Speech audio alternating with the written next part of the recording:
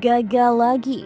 Upaya untuk menghentikan perang antara Hamas dan Israel kembali menemui jalan buntu. Perundingan gencatan senjata tidak langsung di Qatar yang digelar pekan ini berakhir tanpa hasil.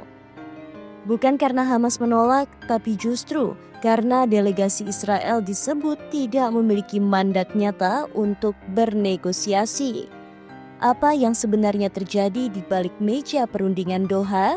Dan kenapa Benjamin Netanyahu kembali dituding tidak serius menghentikan perang? Sudah lebih dari 21 bulan perang berlangsung di jalur Gaza. Ribuan warga sipil tewas, ratusan ribu lainnya mengungsi, dan krisis kemanusiaan memburuk dari hari ke hari. Masyarakat internasional mendesak gencatan senjata. Warga Israel sendiri menuntut kesepakatan demi memulangkan 50 sandera yang masih ditahan Hamas.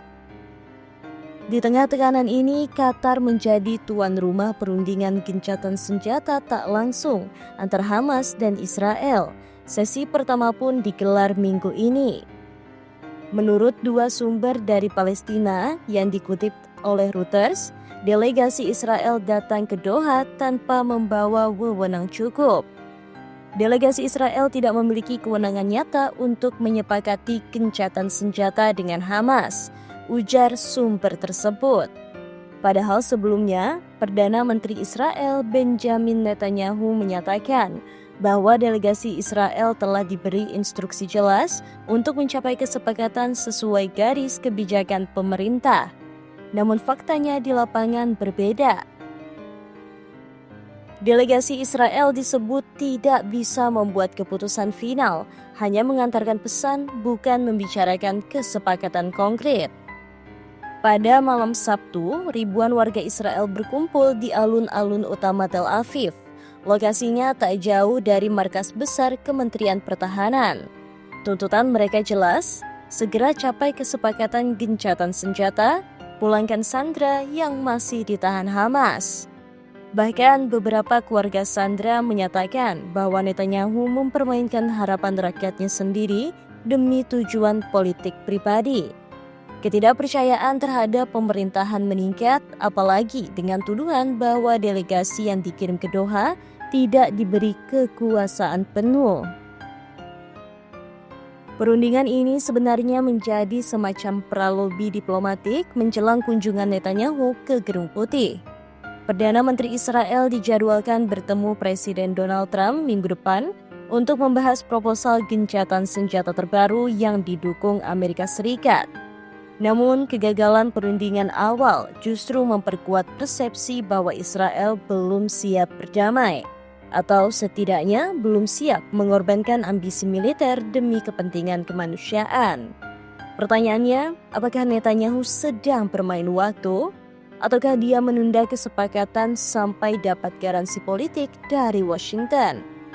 Secara umum, Israel ingin sandera dikembalikan, jaminan bahwa Hamas tidak akan membangun kembali kekuatan militernya, kontrol keamanan tetap di tangan IDF, militer Israel. Sementara Hamas ingin gencatan senjata permanen, penarikan pasukan Israel dari Gaza, bantuan kemanusiaan dan rekonstruksi dibuka lebar. Dengan posisi yang bertolak belakang, kepercayaan pun nyaris tidak ada. Apalagi jika delegasi Israel datang ke Doha tanpa hak tawar nyata, maka semua upaya diplomasi bisa dianggap simbolis belaka. Perundingan lanjutan dijadwalkan digelar minggu depan, tepat sebelum Netanyahu bertemu Trump. Pertemuan itu kemungkinan besar akan menjadi momen krusial. Apakah gencatan akan disepakati atau konflik akan terus berlarut-larut? Di saat yang sama, tekanan dari rakyat Israel, komunitas internasional, dan LSM kemanusiaan semakin kuat. Namun, jika pemerintah Israel tidak memberikan mandat yang nyata kepada tim perundingnya, maka skenario paling mungkin adalah perang berlanjut, sandera tak kunjung dibebaskan, rakyat sipil kembali jadi korban. Perundingan di Doha bukan soal teknis, ini soal niat politik. Jika Netanyahu benar-benar ingin damai, maka delegasinya harus diberi kekuasaan penuh untuk bernegosiasi.